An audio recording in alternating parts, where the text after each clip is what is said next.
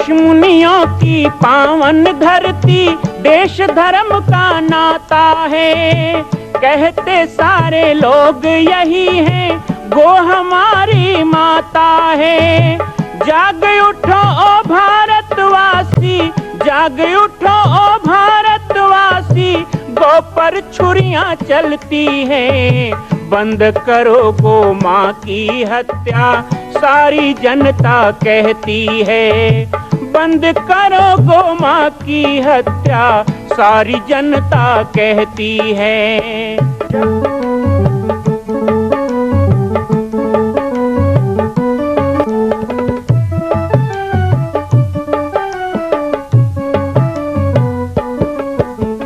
जगह जगह पर बूचड़ खाना, लाखों गौएं कटती हैं। किसे सुनाए व्यथा हमारी, नैना नीर बहाती हैं। रक्षा करना गौ माता की, रक्षा करना गौ माता की, गीता ज्ञान सिखाती है। बंद करो गो माँ की हत्या, सारी जनता कहती है। बंद करो गो माँ की हत्या, सारी जनता कहती है।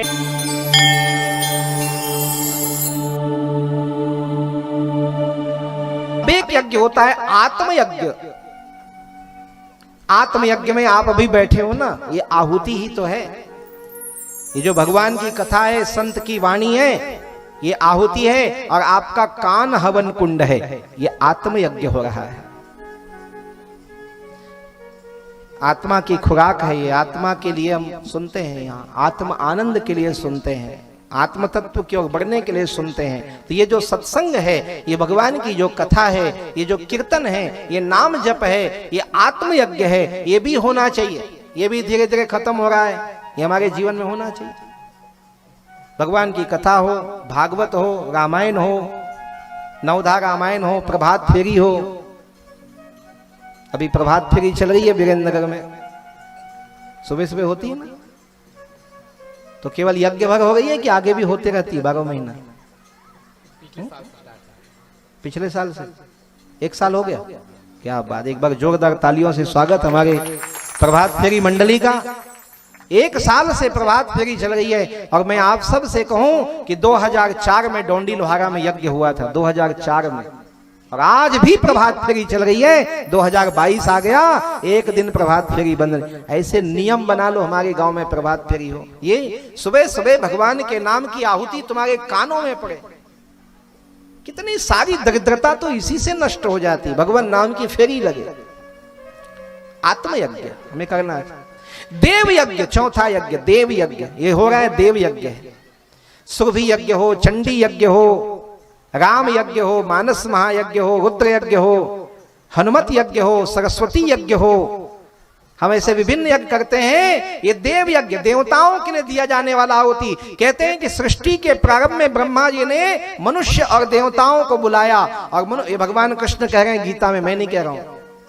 सृष्टि के प्रारंभ में ब्रह्मा जी ने देवता और मनुष्य को बुलाया और देवताओं को कहा कि हे देवताओं, तुम अन्न के द्वारा, जल के द्वारा, वृष्टि के द्वारा, धूप के द्वारा, शीतलता के द्वारा, शीत के द्वारा मनुष्य को तृप्त करो, उसे अन्न धन से पूर्ण करो। और देवताओं को कहा, फिर मनुष्य को कहा कि हे मनुष्य, देवता तुम्हें अन्न देंगे, धन देंगे, ये सब तुम्हें प्रदान करेंगे। बदले में क्या करना?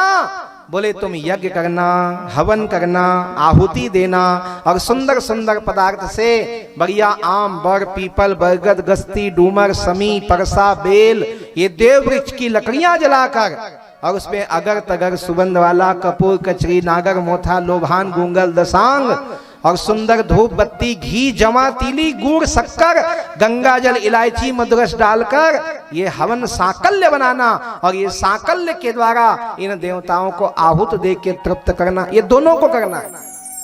हमें देवता देते रहे, उनका नाम देवता देवता देवता। अरे तो तुम खाली लेवता हो क्या? तुम्हें भी तो देना होगा। देवता तुम्हें देते हैं, तुम भी दो। क्या देना? तो आहुति देना। यज्ञ में आहुति देना, ये यज्ञ देव यज्ञ है। और अंत आप सभी जानते हो, पंच यज्ञ का अंत यज्ञ है शरीर यज्ञ। ये तन भी एक दिन स्वाहा होने वाला है। अंतिम संस्कार जब मनुष्य का होता है वह भी एक यज्ञ है। अंत्योष्टिक्रिया यज्ञों कहा गया, जहां शरीर ही स्वाहा हो जाता है। आपके शरीर के द्वारा यदि सुकर्म किए जाते हो, आपके शरीर के द्वारा सदकर्म किए जाते हो, तो शरीर जलने पे सुगंधी निकलती है, ऐसा लोग कहते हैं। शरीर जले तो सुगंधी निकलती है। किसी के चिता में कपूर डाल के सुगंधी पैदा किया जाता है, किसी के चिता में कपूर डाल के सुगंधी दिया जाता है। लेकिन हमारे बहुत से ऐसे संत महात्मा महापुरुष हुए जिनकी चिता जली तो मांस जलने का दुर्गंध नहीं आया, उनके चिता से घी और कपूर की सुगंध निकलने लगी अपने आप। ये होता है सुवासित जीवन जीना। उनका जीवन ही यज्ञ हो जाता है, उनकी अंत्येष्टि ही यज्ञ हो जाती है। ये पंचभूत से निर्मित शरीर का अंत हो जाना और अंत्येष्टि क्रिया, वह भी एक यज्ञ ही है।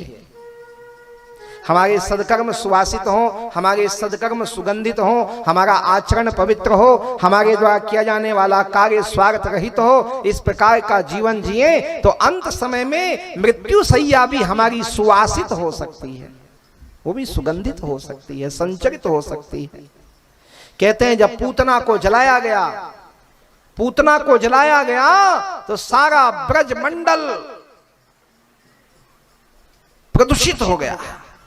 राक्षसी थी ना, दानवी थी।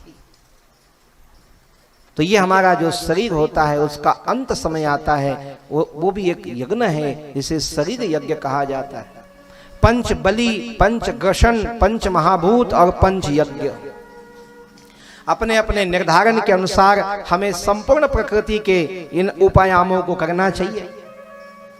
लेकिन जो पंच यज्ञ नहीं कर सकते उनके लिए बहुत सरल रास्ता है। आप गौ माता का घी लेकर अग्नि में मात्र स्वाहा करो तो पंच यज्ञ करने का पुण्य आपको अपने आप प्राप्त हो जाता है। ये गौ माता के घृत की महिमा है, गाय के घी के।